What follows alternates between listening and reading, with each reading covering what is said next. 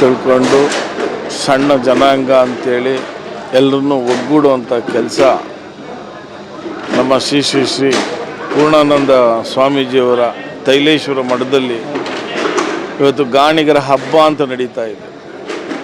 ಆ ಹಬ್ಬದಲ್ಲಿ ಮಾನ್ಯ ಮುಖ್ಯಮಂತ್ರಿಗಳು, ಮಾನ್ಯ ಉಪಮುಖ್ಯಮಂತ್ರಿಗಳು, ಕ್ಯಾಬಿನೆಟ್ ಸಚಿವರುಗಳು ಎಲ್ಲ ಬರಬೇಕಾಗಿತ್ತು.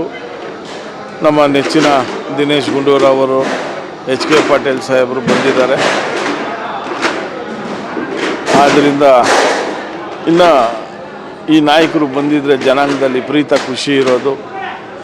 ಜನಾಂಗದಲ್ಲಿ ಕೆಲವು ಬೇಡಿಕೆಗಳು ಇತ್ತು, ಆ ಬೇಡಿಕೆಗಳನ್ನ ಕೊಟ್ಟಿದ್ದೀರಿ ನಾವು. ಸರ್ಕಾರ ಏನಪ್ಪ ಅಂಥೇಳಿ, ಸರ್ಕಾರ ನಮಗೆ ನಿಗಮ ದೊರಕಿಕೊಡಬೇಕು. ನಿಮಗೆ ನಿಗಮದಲ್ಲಿ ಹಣ ಕೊಟ್ಟರೆ ನಾವು ನಮ್ಮ ಜನಾಂಗ ಅಭಿವೃದ್ಧಿಗೋಸ್ಕರ, ಒಂದು ಮಕ್ಕಳ ವಿದ್ಯಾಭ್ಯಾಸಕ್ಕೋಸ್ಕರ, ಒಂದು ವ್ಯಾಪಾರಕ್ಕೋಸ್ಕರ, ಒಂದು ಮನೆ ಕಟ್ಟಲು, ಮನೆ ರಿಪೇರಿ ಮಾಡಲು, ಇವಕ್ಕೆಲ್ಲ ಹಣ ದೊರಕಿಸ್ಕೊಡೋವಂಥ ಕೆಲಸ ಮಾಡ್ತೀರಿ. ಅದೇ ರೀತಿ KDBಯಲ್ಲಿ ಕೊಡುವಂಥ ಜಮೀನುಗಳಲ್ಲಿ SC STಗೆ ಎಷ್ಟು ಥರ ಪಾಲು ಬಿಡ್ತಾರೋ, ನಮಗೆ 1% ಪಾಲು ಬಿಟ್ಟರೆ 5 ಕುಂಟೆ 10 ಕುಂಟೆ ನಮ್ಮ ವೃತ್ತಿನ ಮುಂದುವರ್ಸ್ಕೊತೀರಿ. ಆ ಜಮೀನು ನಾವು ಸರ್ಕಾರದ ಬೆಲೆ ಕೊಡೋಕ್ಕೆ ರೆಡಿಗಿಲ್ಲ. ಸರ್ಕಾರ SC STಗೆ ಏನು ಕೊಡ್ತದೆ, 75% ಸಬ್ಸಿಡಿ ಕೊಡ್ತದೆ.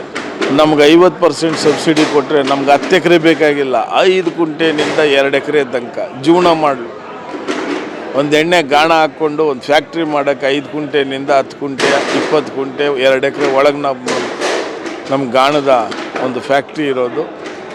ಅದು ಕಲ್ಪಿಸ್ಕೊಡ್ಬೇಕು. ಈ ಜನಾಂಗ ಮುಂದೆ ಬರಬೇಕು.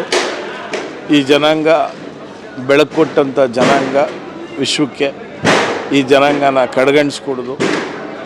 ಆದ್ದರಿಂದ CM ಅವರು ಬರಲಿಕ್ಕೆ ಆದಂಗಿಲ್ಲ. ಅವ್ರು ಮೊದಲೇ ಹೇಳಿದರೆ ಅವ್ರಿಗಿಂತ ಪೂರ್ವ ಯೋಜಿತವಾಗಿ 1 ತಿಂಗಳು ಮೊದಲು ಅವ್ರನ್ನ ಕೇಳಿಕೊಂಡು ಈ ಫಂಕ್ಷನ್ ಮಾಡಿರೋದು. ಬಟ್ ಜನಾಂಗೆಲ್ಲ ಒಗ್ಗಟ್ಟಾಗಿ ಸೇರಿದ್ದೀರಿ. ಇವತ್ತು ಈ ಮಠ ಅನ್ನೋದು ಎಲ್ಲರೂ ನೋಡೋದಕ್ಕೂ ಜನ ಈ ಗಾಣಿಗರ ಮಠ ಐತೆ ಅಂತ ಎಲ್ಲರೂ ತಿಳ್ಕೊಂಡಿದ್ದಾರೆ. ಮುಂದೆ ಒಗ್ಗಟ್ಟಾಗಿದ್ದು ಕೆಲಸ ಮಾಡ್ತೀವಿ. ನಿಮ್ಮ ಬಂಧುಗಳಿಗೆ ಏನು ಹೇಳ್ತೀರಾ ಅಂತ?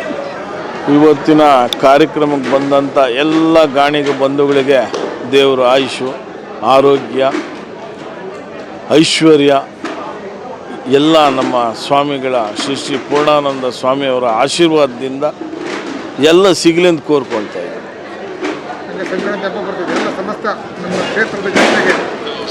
ಕ್ಷೇತ್ರದ ಗಾಣಿಗ ಬಂಧುಗಳಿಗೆ ಸಂಕ್ರಾಂತಿ ಹಬ್ಬದ ಶ್ರೀ ಶ್ರೀ ತೈಲೇಶ್ವರ ಮಠದ ಸ್ವಾಮೀಜಿಯವರ ಆಶೀರ್ವಾದದೊಂದಿಗೆ ಎಲ್ರಿಗೂ ಸಂಕ್ರಾಂತಿ ಹಬ್ಬದ ಶುಭಾಶಯ.